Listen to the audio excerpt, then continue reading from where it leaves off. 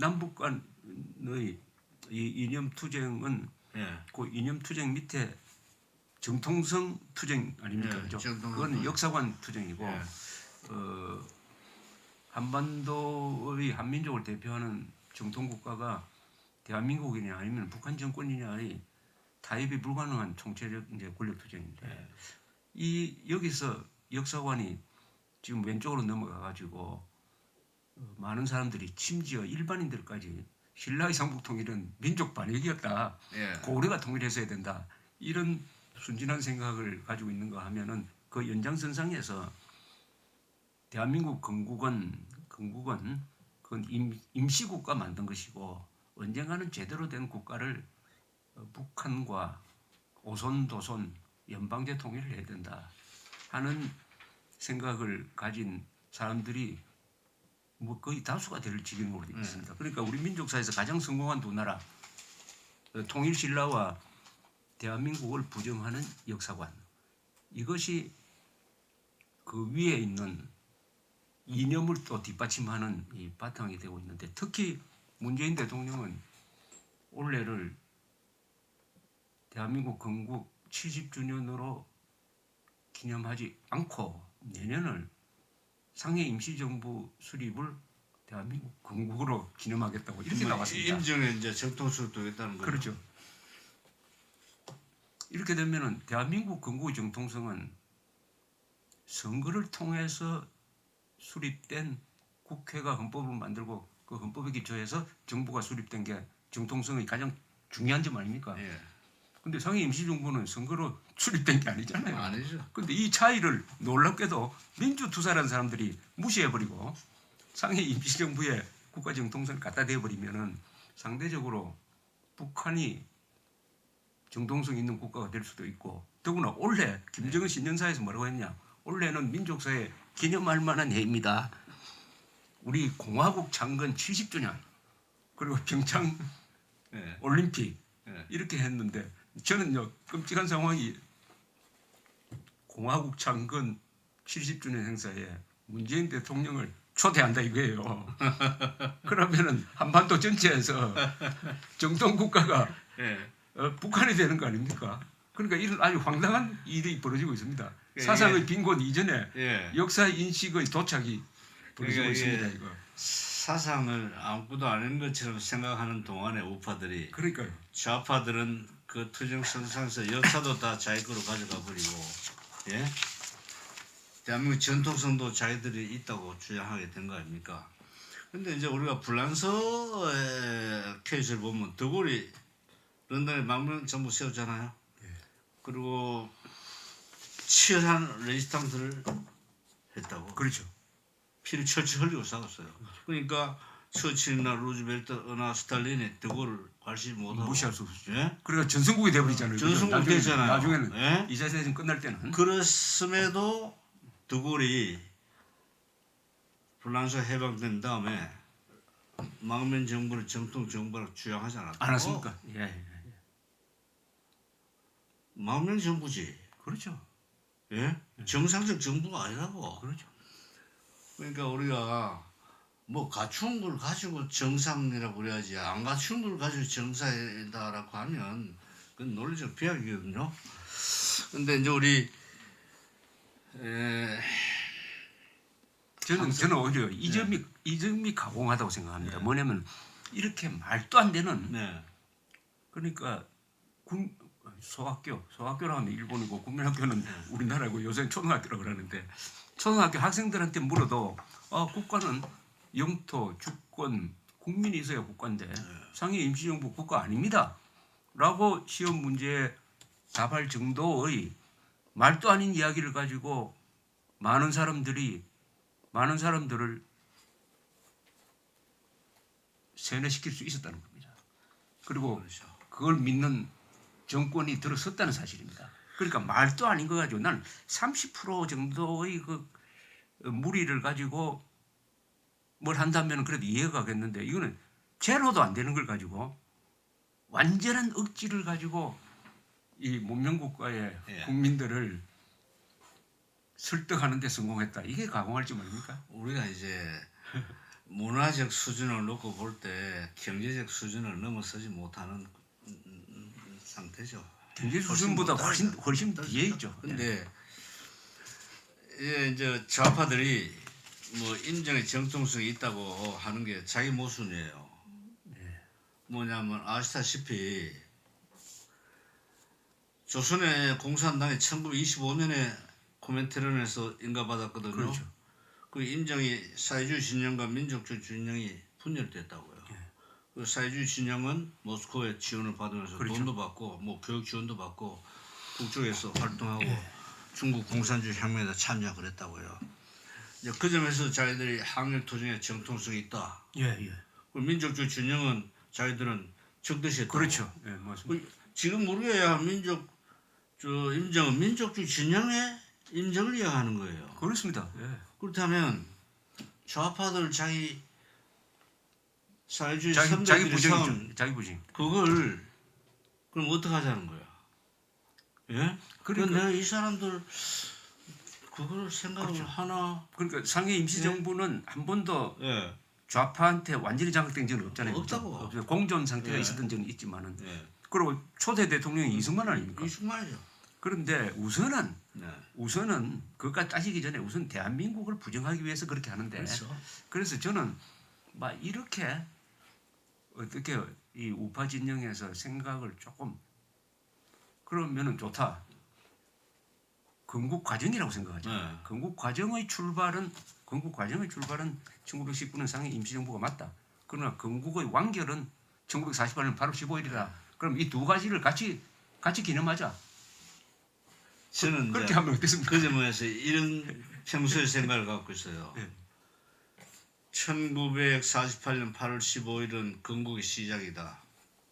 그럼 건국 건국의- 완성은 언제 하나? 통일됐을 때, 자유 통일됐을 때. 음. 그게 건국 완성이 아 그렇게 봅니까? 오히려 건국 저는 그렇게 봐요. 그렇게 봐요. 그러니까 이 건국 날 가지고 싸워봐야 결론도 안 나고 이거는 소모전이에요.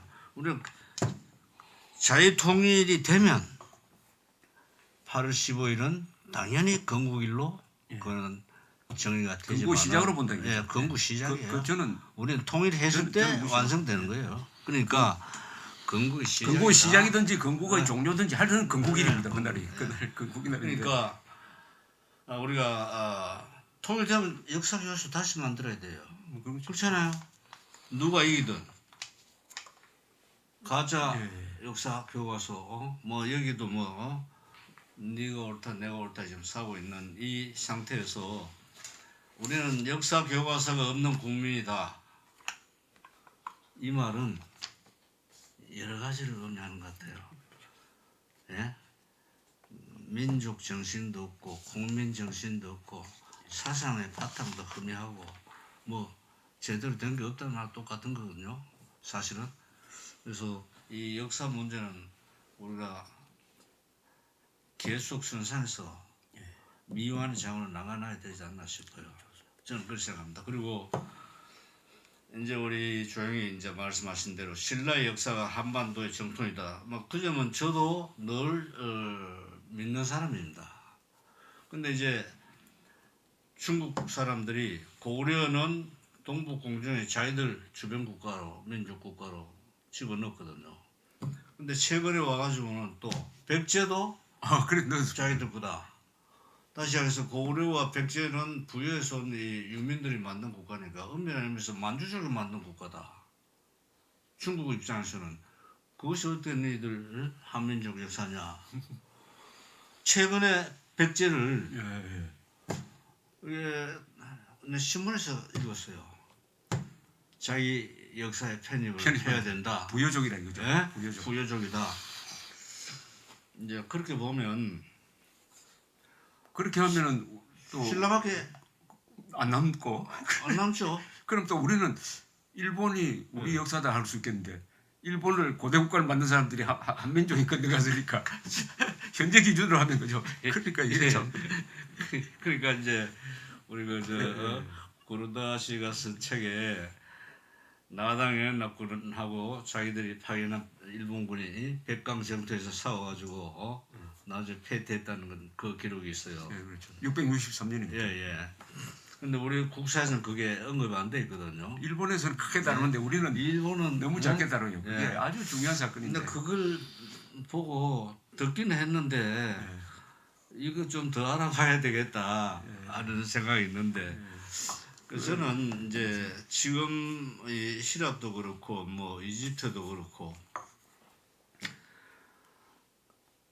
고고학 발굴은 독일, 프랑스, 영국 사람이 단연 앞서 있어요. 예. 지금도 이제希臘이 정부가 지원을 하고 그 나라 전문가들 해서 지금도 계속 유적을 발굴하고 있어요.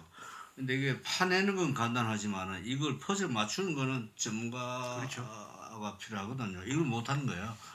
그러니까 뭐 과거의 기록을 갖다 놓고 이걸 다 맞춰야 되니까 그 자기 힘으로 안 되는 거예요. 그렇죠. 역사라고 하는 것은 영원히 이게 보완돼 가야 그렇습니다. 되는 기록이지. 그게 스톱되는 거 아니거든요. 또 절대 국사를 해가지고 이렇게 잘라보면 잘라서 안 그건 된다고. 말도 아니고 세계가 다 연관돼 근데 있는데 우리가 조심해야 될 게 정치 지도자 정치권이 정치적 목적으로 역사를 그러니까요. 이용해 먹으면 안 된다. 근데 이걸 굉장히 저는 중요하게 생각해요. 뭐 지금 현재 여러 가지 한일 관계 문제가 이제 그거 관계돼 있잖아요. 뭐 젊은 사람의 민족주의 이 의식을 고양하기 위해서 또 뭐 내 편을 끌어넣기 위해서 여러 가지 이유가 있을 텐데 그럴 때면 역사는 역사가 안 되죠. 그렇죠. 그건 뭐 정치의 한 방편물로. 그럴 때 문제는 이 우파는 역사를 항상 뭐 거의 다 실증주의적으로 예. 연구를 하니까 예. 그것을 정치적으로 활용 안 하려고 하지 안 않습니까? 하려고 스스로 한다. 예. 역사를 역사로 두는데 예. 좌파들이 역사를 무기로 삼으니까 아니 무기가 아닙니다. 이거 흉기지. 그렇죠. 흉기로 삼아가지고 우리 민족사에 가장 영광된 두 개의 사건 신라의 삼국통일과 대한민국의 건국을 부정할. 완전히 부정하려고 하니까 이런 자학적인 자살적인 역사관을 하니까 우리도 당연히 역사를 또 공부해가지고 대응할 수밖에 없다고 생각을 합니다. 그런데 지금 우리 구로다 기자가 쓴 이 날씨는 맑지만 파고는 높다라는 책에서 예. 이분이 일본 사람 입장에서 쓴 것 중에 그거 참 정확하게 봤다고 생각하는 게 이런 겁니다. 일본 일제 시대를 가지고 지금 좌익들이 어떻게 이용해 가지고 우파를 공격하고 있느냐. 예. 북한에서는 김일성의 항일 투쟁. 을 완전히 과장하고 조작해 가지고 그렇죠. 식교관을 하고 남한에서는 친일 만해 사냥을 하고 예. 해가지고 애국자를 완전히 그러니까 이게 방공자유투사들 예. 그러니까 대한민국 건국된 다음에 일제시대 때 배웠던 기술을 가지고 대한민국을 발전시켜서 오히려 일본을 따라잡을 수 있는 말하자면 그 길한 사람들을 다 친일로 몰아가지고 그렇죠. 하고 있다. 예. 그거 보니까 이게 일본 일제시대의 이 역사가 완전한 흉기가 돼가지고 우리 우파를 친일 분자로 몰았구나 하는 거 실감이 가더라고요. 근데 이제 그 점에 대해서 우리가 이제 열린 마음으로 공개적으로 이야기를 많이 해야 되지 않나 싶어요. 예. 일본 사람 잘했다고 하면 당장 친일로 날개 찍혀서 골 잡으니까 그렇다고 해서 양심이 있어가지고 함부로 또 비판도 안 하고 그냥 자연히 한패다. 근데 이게 이제 불행한 건데 개인이든 집단이든 이 컴플렉스가 있으면요 그렇죠. 절대로 상대를 이길 수가 없다고. 이길 수 없습니다. 그죠? 그게 중요합니다. 컴플렉스가 있는 개인이나 집단은 절대 성공할 수가 이길 수가 없다고. 없죠. 컴플렉스. 예? 그래서 나는 일본에 대해서 이렇게 생각합니다. 일본이 한국을 잡아먹었나? 그렇게 이야기하죠 우리가. 우리가 잡혀 먹혔느냐? 우리가 잡아먹힌 거죠. 잡혀 먹혔는 거.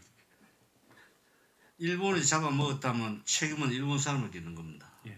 힘으로 잡아먹. 그건 이제 객관적으로 사실이긴 하지만 그러나 민족적 반성하는 입장에서는 우리가 잡아먹혔다고 그래야 된다고. 우리의 책임이다. 나라를 지키지 못한 책임이 우리에게 있었기 때문에 우리가 식민지를 받았다. 이제 이렇게 생각하는 사람들은 컴플렉스가 없는 거예요. 그렇죠.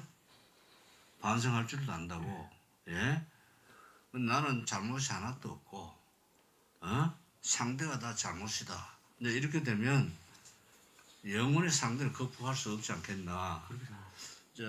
저 생각은 이제 그런 의미에서 일본과 한국이 앞으로 어떻게 돼야 되나. 우선 이제 미군 문제도 우리가 이제 사상적 측면에서 보면 처음 올 땐 점령군으로 갔죠.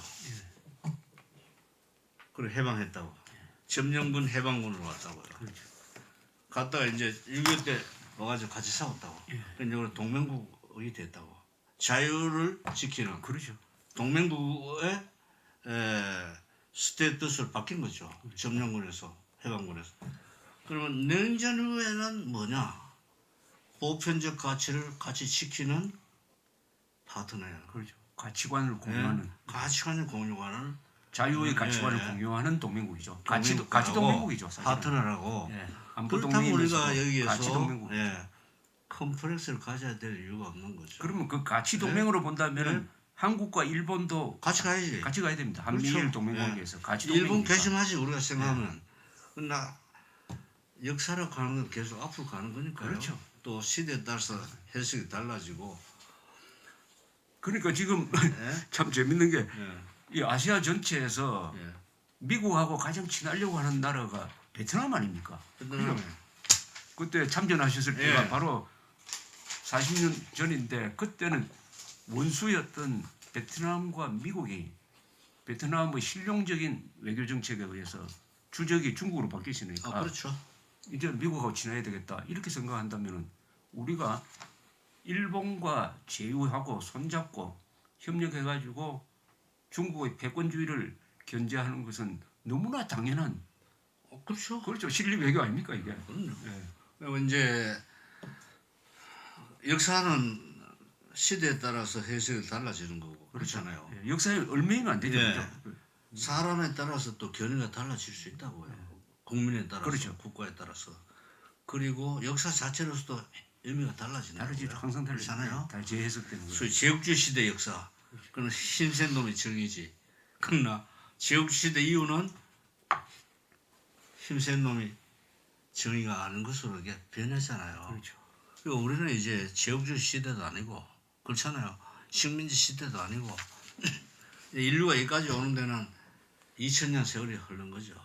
이제 보편적 가치를 같이 공유하는 이런 이 친구고 파트너니까요. 그 점에서 미국, 일본, 한국은 같은 입장에서 여전히 공산당 일당 체제하는 중국을 그렇죠. 너도 우리가 가치를 같이 공유하자 권고하고 우리가 노력해야 될 입장이라고. 그렇죠. 예? 그 지금 저 소장께서 여기 이 책에 쓰신 것 예. 중에 이 사상을 우리가 대한민국 사상은 자유주의 사상이다. 예. 예, 그래서 자유주의 사상을 여러 가지 설명을 하셨는데 뭐 점진적 개혁이라든지 전통을 항상 이어간다든지 하는 이런 것을 설명하시면서 가장 핵심이 보편성이다. 그죠? 그렇죠. 자유주의 사상은 국경을 넘어서 시대를 넘어서 다 적용될 수 있는 보편성을 갖고 있는데 좌파는 그 국경만 넘어가면은 이상한 존재가 돼버리니까 사람 따라 다르고. 그러니까 그거는 뭐 특수 논리니까 안 된다. 그래서 자유주의 사상의 바탕은 보편이다. 그런 거하고 뭐 같은 맥락에서 저는 이렇게 이야기합니다. 한국의 이념을 설명하려면은 저는 자유민주보다는 반공자유민주라고 해야 되는 거 아니냐. 앞에 반공도 붙어야 되는 거 아니냐. 이것은 보편적인 건 아니지만은 한국의 특수성과 그리고 자유라는 보편성이 같이 가야 된다 이거죠. 자유주의만 해서는 안 된다. 우리는 저 남태평양에 있는 피지가 아니니까 그래서 반공자유민주주의로 해야 되는 거 아니냐 이렇게 생각하는데 이제 지금 이야기를 하다 보니까 이게 사상 이야기가 나오니까 역사로 갔다가 막 문화로 갔다 왔다 하지만은 그 결국 핵심은 사상이니까 앞으로 이런 이야기를 굉장히 오래 여러 번 해야 되겠습니다. 계속 일주일에 한 번씩 하든지. 그래서 조금 더 현실로 이제 돌아가서 이제 개헌 국회 개헌특위 자문위원회 복잡합니다. 예. 국회 개헌특위 자문위원회에서 개헌안을 내놓았는데 예. 그 안이 얼마나 엄청난 끔찍한 것인가는 조선일보가 보도하면서 알려졌습니다. 제가 다 그런데 봤어요. 자유한국당은 몰랐어요. 그렇게 되는 줄을 세상에 이게 무슨 만화 같은 거기서 무슨 경론을 하고 했으면은 예. 알았을 텐데 그걸 아예 방치해버린 것 같아. 감시해야죠. 감시가 아니라 그 신문에 날 때까지 자유한국당이 몰랐다는 거 아닙니까? 그러니까 이런 자유한국당이 지금 반공자유민주주의 체제의 헌법을 지키라고 주문하는 것도 참 무리인데 예. 어쨌든 이번 헌법의 뭐 읽어보면 딱 핵심이 대한민국의 영혼을 바꿔버리겠다. 그러니까 골절 환자를 수술하라고 해놨더니 마취해놓고는 뇌수술을 하겠다는 거 아닙니까? 예. 그 중에서 핵심이 다른 건 다 부수적이라고 봅니다.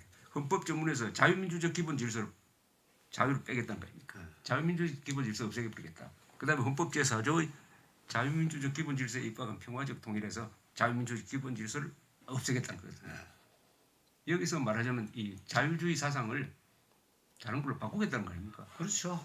평등주의를 하자는 거죠. 전 놀라지 않습니다. 왜냐하면 남한의 친북, 종북, 좌파들의 목적은 확실하기 때문에 예. 뭐 그 사람들로서는 당연히 그렇게 가야 되는 그럼 거예요. 갈 수밖에 없다고 봅니까? 권력 잡아서 뭐 하겠습니까? 그런데 눈치도 안 보고 국민 네. 눈치도 안 보고 10년간 자기들 권력 잡고 노력을 해봤다고 뭐 제대로 준비도 안 되고 예. 길도 모르고 해서 목표 달성을 못한 거예요. 근데 사실은 이걸 2012년 대선 때 이기면 하려고 그랬는데 그걸 백낙천 교수 같은 사람은 2013년 체제라고 그랬습니다. 목박스 얘기했다고요. 그게 5년 늦춰진 거예요. 그게 2017년 체제가 된 거죠. 예. 2017년 체제는 뭐냐? 87년 체제를 이 사람들은 분단 체제로 보는 거예요. 예. 남북 분단. 그게 이제 뒷받침이 주한미군, 한미동맹. 그게 이제 뭐 건달이지만 국가보안법도 존재하고 정전협정이 있다. 따라서 이 사람들이 생각하는 2017년 체제가 있다면 우선 이 분단 체제를 그 뭐가 다? 평화 체제로 고치는 거예요. 평화 체제로. 평화 체제로 가는 것은 우선 정전협정, 평화협정 고치는 겁니다. 그 연장선상에서 주한미군 철수해요. 예. 예?